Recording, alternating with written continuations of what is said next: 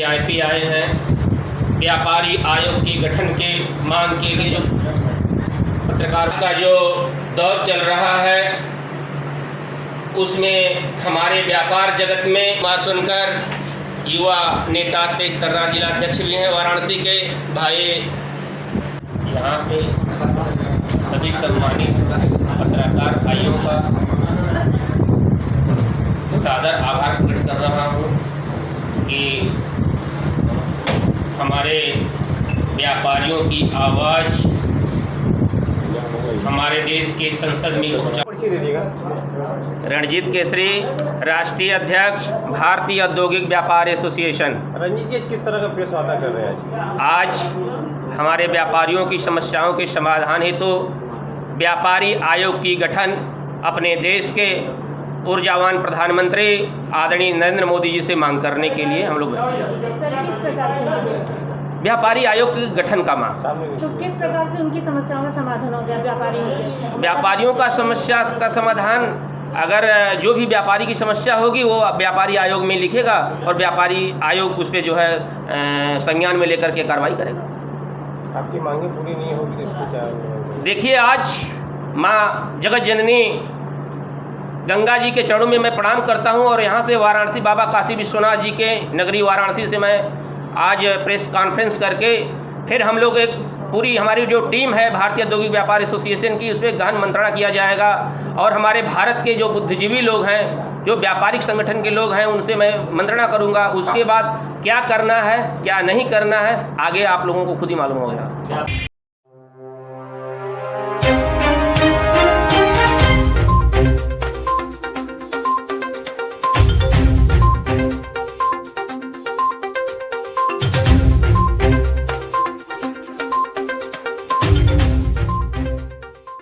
मैं कल्लू पहलवान, बनारस, वाराणसी, काशी। तो हमने समझ लीजिए कि अब किसानों के बारे में अगर लेके देखा जाए तो किसान एक समझ लीजिए कि कितने लोगों का पेट भर रहा है। खाली इंसान का नहीं भर रहा है, जीव जंतु पशु पक्षी तक को मतलब कि खिला रहा है पिला रहा है। वही एक ऐसा अन्नदाता है, हम उसके साथ हैं। कल भी यही बताइए, आप दक्षिणी का चुनाव लड़ रहे हैं। जी जी। यहाँ के मंत्री भी हैं, विधायक भी हैं। हाँ हाँ, भाजपा की सरकार भी है एकदम। आप ये बताइए कि आपको चुनाव लड़ने की क्या जरूरत पड़ी? लड़ने की चुनाव की ज़रूरत ये पड़ गई, कहने का मतलब कि मैं 20 साल लगातार दंगल करवाया और 21वें साल में हमरा मतलब कि दंगल का परमिशन रोक दिया गया। बताए मैं दंगल कर रहा हूँ, कोई मतलब बिजनेस नहीं कर रहा हूँ और नगर आयुक्त ने हमको परमिशन नहीं दिया। इसलिए मतलब कि हमको उसी समय से बहुत तकलीफ़ हुआ कि इसलिए हमको चुनाव अब लड़ना पड़ेगा। आप चुनाव विधानसभा लड़ेंगे जी, तो किसी पार्टी से लड़ेंगे कि निर्दल लड़ेंगे? नहीं, ऐसा है कि देखिए कोई पार्टी हमको टिकट क्यों देगी भाई, जो हम तो नया है, प्रयास कर रहे हैं, मिल जाएगा तो ठीक है, नहीं मिलेगा तो हम तो निर्दल लड़ेंगे, लेकिन लड़ेंगे जरूर, पीछे नहीं हटूंगा मैं, ये तय है मेरा। वर्तमान में जो है जो जनता है ये बिजली, पानी, रोजगार अनेक समस्याओं से ग्रसित है।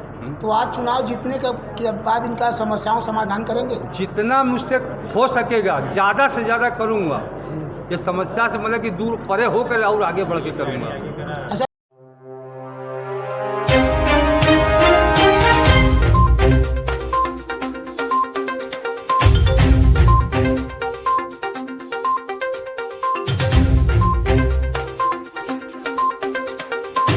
पर्ची दे दीजिएगा। मेरा नाम अरविंद अंजुम है और सर्व सेवा संघ राजघाट परिसर के। अरविंद जी, ये किस तरह का धरना प्रदर्शन ये है, आप लोग किस तरह का मौन है? ये मौन उपवास सत्याग्रह है उत्तर प्रदेश सर्वोदय मंडल की ओर से, जो सर्व सेवा संघ की प्रादेशिक इकाई है।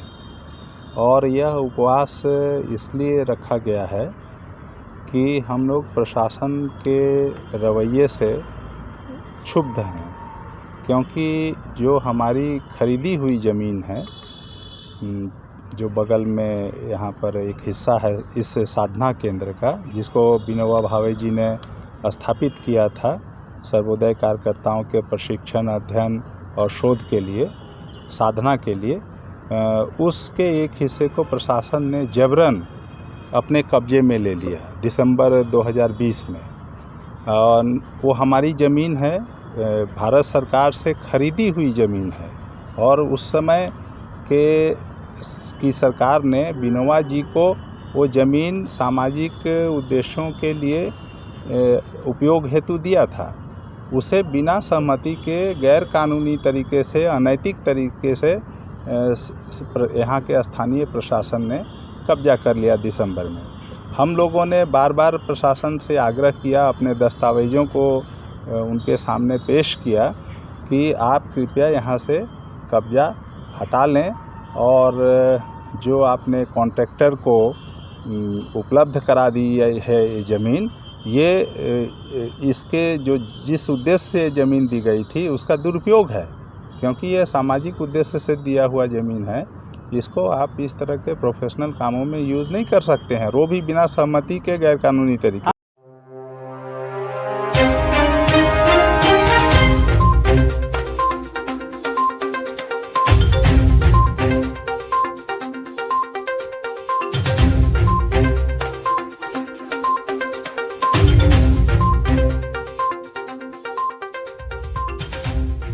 अपना परिचय दें। मेरा नाम प्रिंस चौबे है, मेकिंग द डिफरेंस के सचिव। किस तरह का कार्यक्रम आप लोगों ने आयोजित किया? जैसा कि आप जान रहे हैं, कोरोना काल का जो दूसरा लहर था और उसके बाद कोरोना काल की दूसरे लहर के बाद गंगा में बाढ़ आई हुई थी। इसको देखते हुए नदियों में बाढ़, जो नदी तटीय जिनका व्यवसाय जुड़ा हुआ है, उनकर भारी संकट आ पड़ा था। इस क्रम में नाविक जो वर्ग हैं, उनका नाव जो विश्व भर के पर्यटक काशी में, वाराणसी में आते रहते हैं। दशाश्वमेध घाट, 84 यहाँ घाट हैं, जो घाटों पर काफ़ी प्रभावित हुआ था उनके व्यवसाय को। इसको देखते हुए संस्था के राष्ट्रीय अध्यक्ष दीपक विश्वकर्मा जी के निर्देश पर यहाँ हम लोगों ने आज सैकड़ों नाविकों को, वाराणसी के नाविकों को आज राशन किट बांटा गया। और कितने लोग शामिल हैं आपके कार्यक्रम में? हमारे कार्यक्रम में राष्ट्रीय मंत्री जावेद इफ्तिखार खान और हुमा बानो जी और हमारे संस्था के डॉक्टर दिनेश विश्वकर्मा, पिंटू राजभर जी, अजय चौबे जी और सनी प्रजापति सहित अन्य लोग मौजूद हैं।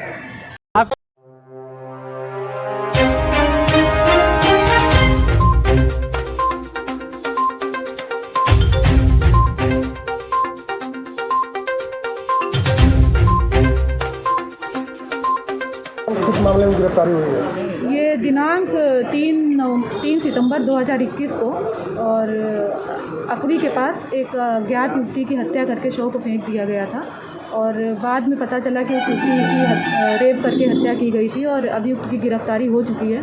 अभियुक्त ने स्वीकार किया है कि उसने रेप करके बाद युवती की हत्या कर दी गला दबाकर, और अभियुक्त की निशानदेही से मृतका का मोबाइल बरामद किया गया है और उसकी साइकिल बरामद की। गिरफ्तारी कैसे हुई मैम? कैसे पता चला कि यही मुजरिम है?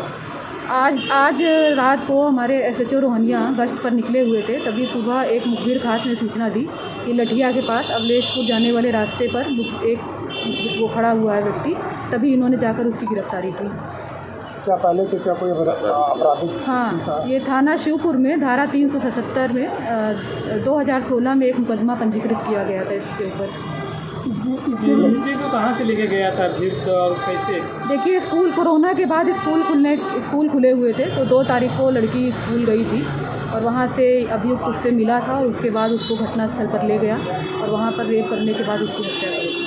पूरे घटना में कितने लोग शामिल हैं मैम? देखिए, एक मुलजिम शामिल था जिसकी गिरफ्तारी हो चुकी है। लेकिन मैम देखने से तो ये नहीं लगता है कि ये अकेले काम कर सकता है, क्योंकि ये लड़की से भी देखने में कमज़ोर लग रहा है। नहीं, ऐसा नहीं है, और लड़की को ये विश्वास में इसने पूरी तरह से ले लिया था और ये लेके गया, वहाँ पर उसने घटना को अंजाम दिया। मैडम, लड़की और लड़के से संबंध कब से था?